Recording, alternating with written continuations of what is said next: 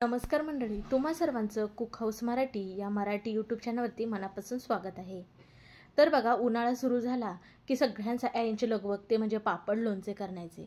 तर त्यातलाच आज आपण लोणच्याचा एक प्रकार पाहणार आहोत, ते म्हणजे लिंब मिरचीचं लोणचं. अगदी वर्षभर खराब होत नाही. ह्या अशा लालसर रंगाचं जे लोणचं आहे त्याचा रंग बदलू नये किंवा लोणचं खराब होऊ नये ह्याच्यासाठी भरपूर अशा टिप्स सांगितल्यात. त्याच्यामुळे व्हिडिओ स्किप न करता शेवटपर्यंत बघा. तर इथं बघा, 1/2 किलो इतके लिंब घेतलीत. लिंब ही आपल्याला पातळ सालीची घ्यायची आहेत. कुठेही डाग वगैरे लिंबाला पडलेली नाही पाहिजेत. फ्रेश अशी आपली लिंब हवीत. त्याचबरोबर इथं मिरच्या पण बघा किती ताज्या, हिरव्यागार, छान अशा. आणि आपण जे लोणचं करणार आहोत लिंब आणि मिरचीचं, त्याच्यासाठी असलीच मिरची घ्यायची आहे. कारण ही मिरची ना जास्त तिखट नसते आणि जास्त सपक सुद्धा नसते. आता जे लिंबू घेतले होते ते स्वच्छ धुवून कोरड्या कपड्याने पुसून घेतलेले आहेत. मगच आता लिंबाच्या आपल्याला फोडी करून घ्यायच्या आहेत. तर एका लिंबाच्या इथं 8 इतक्या फोडी करून घेतलेल्या आहेत. तुम्ही अशा मोठ्या ठेवू शकता, पण शक्यतो करून अशा मोठ्या लिंबाच्या फोडी ठेवायच्या नाहीत, कारण त्या मुरायला जरा बराच वेळ लागतो. म्हणून अशा छोट्या फोडी करायच्या. तर त्या एकसारख्या सगळ्या लिंबाच्या फोडी करून. तर ह्या लिंबाच्या फोडीमध्ये बी आहेत, तर आपल्याला चाकूने अशा प्रकारे बी काढायचे आहेत. सहजपणे हे बी निघले जातात. बी आपल्याला वेगळे करायचे आहेत आणि फोडी वेगळ्या करायच्या आहेत. लिंबाच्या फोडी करण्याच्या अगोदर लिंबू आपला जरा सुद्धा ओला नसावा. पूर्णपणे आपल्याला लिंबा हा कोरडा करून घ्यायचा आहे. किंवा तुम्ही जरा उन्हामध्ये लिंब ठेवला तरी सुद्धा छान असे कोरडे होतात. आता सगळ्या लिंबाच्या फोडी करून घेतल्यात आणि इथं आपले बी सुद्धा सेपरेट करून घेतले. आता इथं आपल्याला एक मोठं भांडं घ्यायचं आहे. त्याच्यामध्ये आपण केलेल्या लिंबाच्या फोडी घालून घेणार आहोत. सुरुवातीलाच एक मोठं भांडं घ्यायचं, म्हणजे नंतर आपल्याला भांडं बदलायला लागणार नाही किंवा आपली जास्तीची भांडी सुद्धा पडणार नाहीत. आता बघा, ज्या आपण मिरच्या घेतल्या होत्या ना त्या कशा प्रकारे कापून घ्यायच्या आहेत. एका मिरचीचे 3 भाग करायचे आणि मधीतनं अशा खाचा करायच्या, म्हणजेच की आपण जो मसाला करणार आहे तो ह्याच्यामध्ये जातो आणि मग आपलं हे लोणचं आणखीन खायला टेस्टी लागतं. मिरची त्याच्यातली खायला खूप छान लागते. तुमच्या आवडीप्रमाणे तुम्ही तिखट आवडत असेल तर ह्याच्यापेक्षा तिखट मिरच्या घेऊ शकता, किंवा तुम्हाला जर सपाक मिरच्या आवडत असतील तर पोपटी कलरच्या मिरच्या असतात बघा, त्या सपाक असतात, त्या तुम्ही वापरू शकता. इथं बघा सगळ्या मिरच्या कापून घेतल्यात. मिरच्या सुद्धा अगोदर स्वच्छ अशा धुवून कोरड्या कपड्यांनी पुसून घेतल्या. आता बघा, आपण मोठं भांडं घेतलं होतं, त्याच्यात सगळ्या लिंबाच्या फोडी काढल्या होत्या का नाही, त्याच्यातच आपण ह्या सगळ्या चिरलेल्या मिरच्या घालून घ्यायच्या आहेत. मिरच्या सुद्धा आपल्या जरा सुद्धा ओल्या कुठेच नसाव्या, पूर्ण आपल्या कडकडीत सुकलेल्या असाव्यात. आता हे दोन्ही एकजीव केलं. आता आपण हे बाजूला ठेवूयात. आता गॅस चालू करून पॅन ठेवला आणि इथं आपण एक मसाला करून घेणार आहोत. सुरुवातीला पॅनमध्ये धणे घेतले. धणे 50 ग्रॅम इतके घेतलेले आहे. त्याचबरोबर बडीशेप घेतले 2 चमचे आणि 2 चमचे जिरे घेतलेले आहेत. तर बघा, 4 लवंग, 4 मिरी आणि 1 चक्रफूल सुद्धा घेतलेला आहे. आता याच्यामध्ये घालायचे आहेत आपल्याला मोहरी किंवा राई सुद्धा ह्याला म्हणतात. तर राई बघा इथे 50 ग्रॅम इतकी वापरलेली आहे. आता हे सगळे आपल्याला छान खरपूस भाजून घ्यायचे. मसाला भाजलाय कसं ओळखायचं? एकतर धण्यांचा कलर आहे तो बदलला जातो आणि हा मसाला भाजल्यानंतर ना घरभर छान सुगंध दरवळतो, तेव्हा समजायचं हा आपला मसाला छान भाजलेला आहे. आपण विकतचा मसाला न वापरता घरीच मसाला करून हे लिंब आणि मिरचीचं लोणचं करणार आहोत. तर बघा, हे सगळे मसाले छान असे भाजलेत. खाली एका ताटामध्ये आपण काढून घेणार आहोत. आता आपण घालणार आहोत मोहरीची डाळ. 50 ग्रॅम इतके घेतलेत, किंवा ह्याला मोहरीचे गोळे सुद्धा म्हणतात. आता ती सुद्धा आपल्याला भाजून जराच घ्यायची आहे, म्हणजे हिला सुद्धा कुठेही ओलावा असेल तर तो निघून जाईल, म्हणजेच की आपलं लोणचं वर्षभर खराब होणार नाही. त्याच्यामुळे आपल्याला ही काळजी घ्यायची आहे. आता बघा, जी मोहरीची डाळ अगोदर कशी होती आणि आता कलर चेंज झाला, म्हणजे ही सुद्धा छान अशी आपली भाजून झालेली आहे. आता ती डाळ सुद्धा आपण एका खाली ताटामध्ये काढून घेणार. संपूर्ण मसाला भाजत असताना गॅस कुठेही फास्ट ठेवायचं नाही, बारीक गॅस करूनच भाजायचा आहे. आता गॅस बंद केलेला आहे आणि आपल्याला मीठ घालायचं आहे, म्हणजे मिठाला कुठेही ओलसरपणा असेल तो सुद्धा निघून जाईल आणि आपलं लोणचं खराब होणार नाही. मिठाचं प्रमाण सांगायला गेलं तर आपण 100 ग्रॅम इतकं मीठ घेतलेलं आहे. आता आपण पॅन जो होता ना तो बाजूला ठेवूयात आणि कढई ठेवूयात, कारण आपल्याला तेल हे छान कडकडीत असं गरम करून घ्यायचं आहे. तर इथं तेलाचं प्रमाण सांगायला गेलं तर 240 मिलीचा जो कप असतो तो भरून कप घेतलेला आहे. आता हे तेल छान आपल्याला कडकडीत गरम करून घ्यायचं आहे. छान धूर उठूसपर्यंत छान कडकडीत आपलं तेल गरम झालंय. आता गॅस इथे बंद केलाय आणि तेल हे आपण थंड करून घेणार आहोत. आता इथं बघा, आपले तोपर्यंत मसाले थंड झालेले आहेत. मोहरीची डाळ सुद्धा थंड झाले आणि सगळे आपण जे मसाले भाजले का नाही ते सुद्धा थंड झालेत. पण त्याच्या अगोदर आपल्याला मिक्सरचं भांडं बघायचं आहे, आपलं कोरडं आहे ना किंवा ओलसर नाही ना ह्याची काळजी घ्यायची आहे. मोहरीची डाळ आपल्याला मिक्सरच्या भांड्यामध्ये घालून वाटून घ्यायची नाही, फक्त आपण जो मसाला घेतला होता ना तोच आपल्याला मिक्सरला छान असा बारीक करून घ्यायचा आहे. बघा, इथे छान असा मसाला हा आपला वाटून घेतलेला आहे, म्हणजे बारीक सर इथं आपला लोणच्याचा हा घरगुती पद्धतीत मसाला तयार झालेला आहे. तर सांगायला गेलं तर लोणच्यातलं म्हणायला गेलात तर हा मसालाच आहे. हा मसाला टेस्टी असेल तर लोणचं आपलं कुठेच बिघडत नाही, छान टेस्टी होतं. तर बघा, तेल हे आपण अगोदर छान कडकडीत गरम करून घेतलं होतं, तर ते आतापर्यंत थंड झालं. मग आता आपण ह्याच्यामध्ये मसाले घालणार आहोत, ते म्हणजे 1 चमच इतकं हिंग, मोहरीची आपण डाळ जी घेतली होती ती घालून घ्यायची आपल्याला, लाल तिखट तर ह्याच्या अगोदर मी लाल तिखट न घालता मसाला केला होता, तर आता इथं मी लाल तिखट घालते.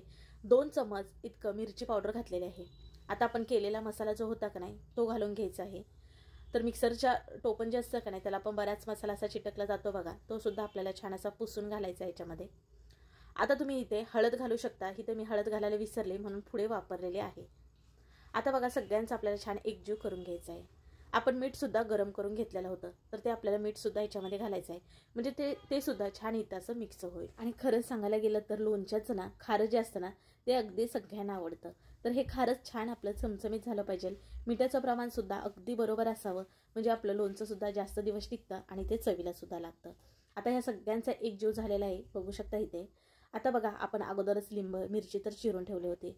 मग आता आपल्याला ह्याच्यावरती हे घालून घ्यायचं आहे या पद्धतीने. तुम्हाला जर तेलाचं प्रमाण जर कमी वाटत असेल तर तुम्ही आणखीन थोडंसं तेल छान कडकडीत गरम करून थंड करून घालू शकता. पण हे जसं लोणचं ना मुरेल तसं आपलं जे तेल आहे ना ते वरती तरंगतं. तुम्हाला ते तर पुढे मी दाखवणार आहेच. आता कढईला जेवढं खारं लागलं का नाही आपलं ते सुद्धा आपल्याला थोडंसं याच्यामध्ये लिंब आणि मिरच्या घालून पुसून घ्यायचं आहे, म्हणजे आपलं जरासुद्धा वाया जात नाही. आता या सगळ्यांचं आपल्याला एकजीव करायचं आहे, तर चमच्याने करत बसायचं नाही.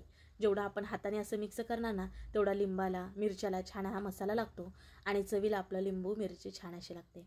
म्हणून हातानेच आपल्याला छान असं हे कालवून घ्यायचं आहे, म्हणजेच की मिक्स करून घ्यायचं आहे. आता हे लोणचं आपल्याला जास्त दिवस टिकण्यासाठी बघा ह्याच्यामध्ये घालायचं आहे विनेगर.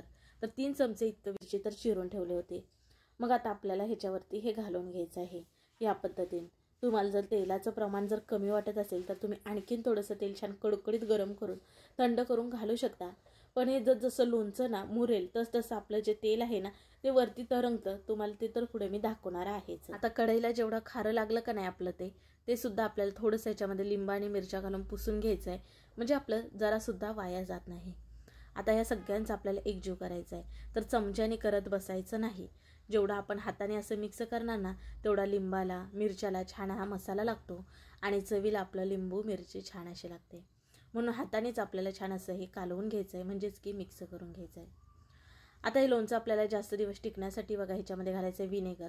तर 3 चमचे इतकं विनेगर घातलेलं आहे. तुमच्याकडे जर विनेगर नसेल तर काय करा, 2 लिंब असतं का नाही त्याचा रस काढून घ्या आणि रस ह्याच्यामध्ये घाला. लिंबू तुमचं जास्त दिवस टिकण्यास मदत होते. आता आपण विनेगर घातल्यानंतर पुन्हा छान असं सगळं मिक्स करून घेणार आहोत. तर बघा मी तुम्हाला सुरुवातीला सांगितलं होतं मी हळद घालायला तिथे विसरले होते, म्हणून आता इथं हळद घालत आहे. तुम्ही तिथंच घातला तरी चालेल किंवा आता वरून घालून मिक्स केला तरी सुद्धा चालेल.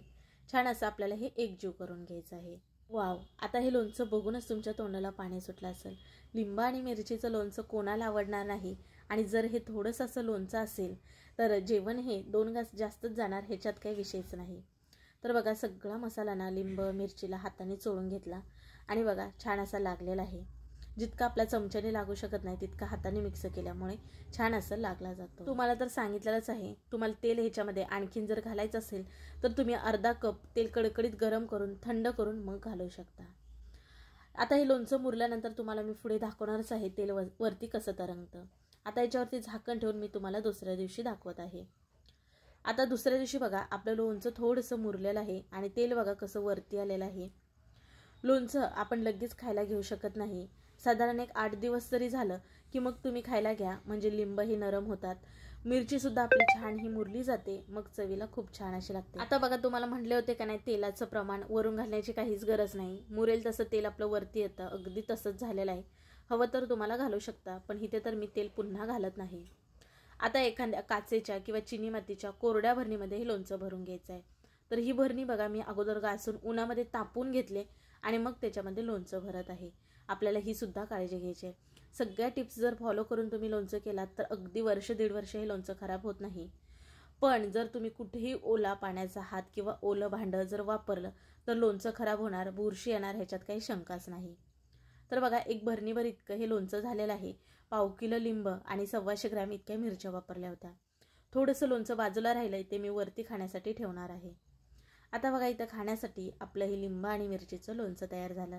कसा वाटला व्हिडिओ नक्की कमेंट करून सांगा. व्हिडिओ जरा सुद्धा आवडला तर पटकन एक लाईक ठोका बघू. हो, रेसिपी सांगण्याच्या नादात विचारायचं विसरून गेले की तुम्ही आपल्या चॅनलला सबस्क्राईब केलं की नाही.